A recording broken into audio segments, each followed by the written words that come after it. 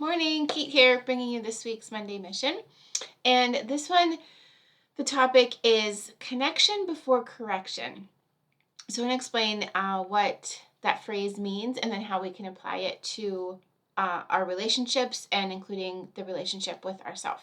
So I first heard about this phrase from Dr. Dan Siegel, who does a lot of education in the social-emotional learning space. So I heard about it in context with working with students in schools that may have emotional or social difficulties. So the idea is that you have to have a connection with the student before you can correct their behavior. Okay, so I want you to think about, let's talk a little bit about why that's true. And then, like I said, how we can apply that, right? Because I learned it in response to working with students that have emotional disturbance or a mental health diagnosis. But as with, I'm finding with a lot of social-emotional learning tools that are geared towards education and are geared towards working with students in that space, it's all just really good information that we should be applying to all students and all relationships and our kids and ourselves. So this connection before correction, I want you to think about when you were a kid or even as an adult, but think about yourself as when you were a kid and you were corrected for something by your parents, okay? And the way that they corrected you was calling you out on it or telling you they're going to punish you for it, whatever it was, but they're correcting your behavior. And how was your feeling? What did you do? How did you respond? Right? You probably got very defensive, or if you were like me, you shut down, right? You froze. You completely just withdrew and didn't want to deal with the situation. But there was no changing of behavior, right? There was no learning in that correction because there wasn't a connection there first, right? So, when you're shut down, when you're defensive, when our kids are that way, when we feel that way in relationships, when other people feel that way around us in our relationships, we are in the brainimal at that point. So if you remember, the brainimal is the animal part of the brain. It's the part of the brain that reacts to a perceived threat. So they're going to fight, fight, flight, freeze, or fawn is the fourth one that they're actually putting out there, and there's more information. If you want to follow the holistic psychologist, she talks about that. But the fawning is more of the people-pleasing perfectionism, that kind of response to threat. But regardless, the brainimal is that part of the brain that has us in one of those threat responses, stress responses. Okay, so when you are in the brainimal, if you remember, you cannot be in the front part of your brain. You cannot be in the thinking part of your brain. So you cannot problem solve. You cannot regulate your emotions because you're all hyped up. Adrenaline and cortisol have been released for you to engage in one of these threat responses. So you cannot process or learn in that moment, right? So we want to make sure that we are connecting first, which really means that we're providing safety. We're giving a safe space for this person to learn about their behavior and how to change their behavior. And I know I'm talking about it in the terms of kids, but this can be applied to all of our relationships, and eventually our mission for the week is I want us to be applying this to ourselves as well. So let me give you an example.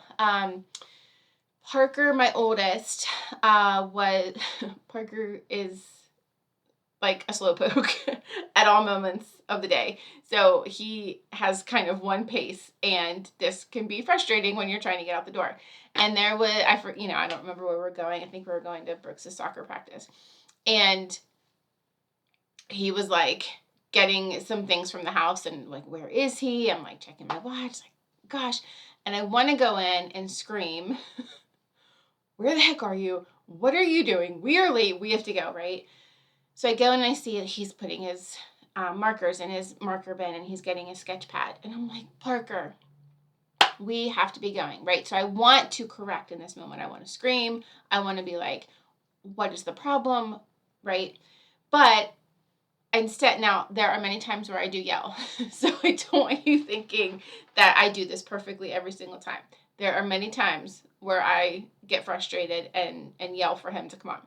But in this moment, I just decided to be curious. I'm like, Bud, what are you getting your markers and stuff for? Oh, well, my friend's going to be at soccer practice because he goes there with his sister. And he's starting to get into drawing comic books. And I wanted to show him some of the drawings, some of my comic books so that he could get ideas for him, right? Like such a sweet reason and great reason that he wants to do this, right? That he wants to get all of these things. And yes, I need to work on time management and him doing it quicker. But because I was curious in that moment, I was able to say to him, that's really awesome, bud. Hurry up and grab your pad. We got to go, right? And then he was able to grab his stuff and go.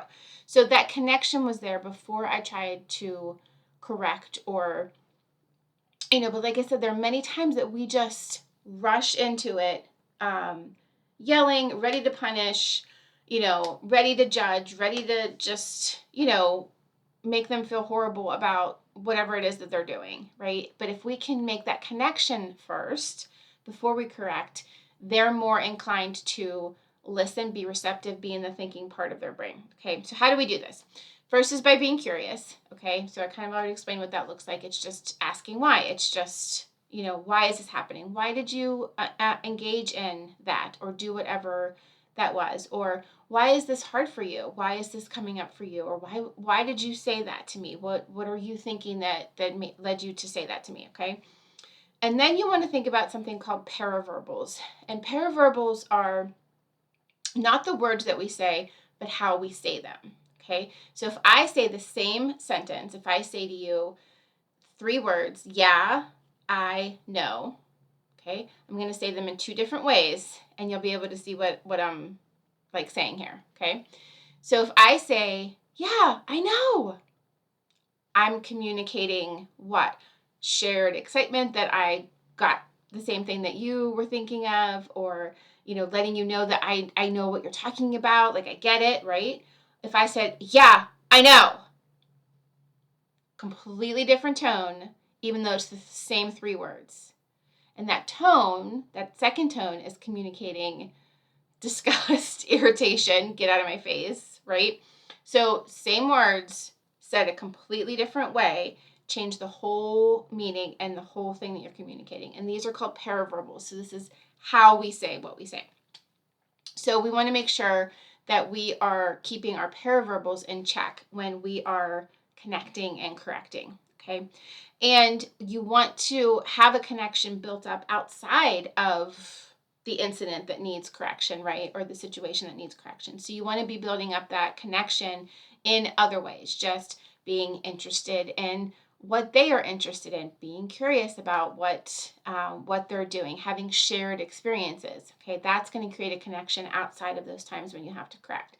And so I understand I kind of gave, I illustrated this in examples with kids, but this can be applied to all of our relationships, right? So if your partner says or does something or doesn't do something, we can follow the same connection before correction, right? Before we go in guns blazing, I asked you to do this and this is, why don't you ever help around here? You never help. I have to do everything myself, right?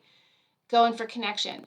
What was difficult about doing the thing I asked you to do? Or why is it, why is this coming up for you? What were you thinking in that moment when I asked you to do that? Whatever it was, right? But being curious, watching your paraverbals, which is how you say what you're saying. And then this is a big piece, and especially relationships with partners, is that connection outside of those moments of frustration, right? Those shared experiences, whether it's watching the same show together. I always recommend Ted Lasso for everyone. Watching a show together, doing something together, doing a hobby together, even if it's just grocery shopping, the 2 of you together. But time spent together and shared experiences are going to create that connection that when you are in those moments of frustration or correction, when you want to, when you're upset about something, it's going to be much easier for the 2 of you to be open to each other, right? And feel that each other is providing a safe place. And we don't have to get defensive because that connection's there and we're able to really process it in our thinking brain. So that is your mission, should you choose to accept it this week, is connection before correction in all of your relationships. So, yes, with kids, but with partners, with people at work, and especially with ourselves. Okay. So, the one with ourselves, example I'm going to give is if you, let's just say you are trying to lose weight, right? If you go into that process, if you go into wanting to lose weight without having a connection with yourself, and you're just in the correction part of it, and you are punishing yourself, you're depriving yourself, you are constantly telling yourself that you're disgusting, you should have done longer at the gym, you shouldn't have eaten that bagel, right? If you are in that correction without connection with yourself, you may lose weight temporarily, but you are not going to keep it off. It's not going to be sustainable, and it's not going to be in a healthy way. So that connection with yourself, knowing your wants and needs, being gentle with yourself, being curious with yourself. What has been so difficult for me to lose weight in the past, right? If you aren't doing that connecting piece with yourself, like I said, you may be able to lose some weight out of, through punishment and deprivation, but it's not going to be sustainable. It's not going to be something that you can maintain, and it may not happen in a healthy way, right? So this connection before correction can apply to all relationships in our lives, including ourselves. So that is your mission for the week. Connect before you correct. And as always, let me know what comes up for you throughout the week in your relationships. If you've tried this, give me an example. Let me know how it worked out for you, and we'll talk soon. Bye.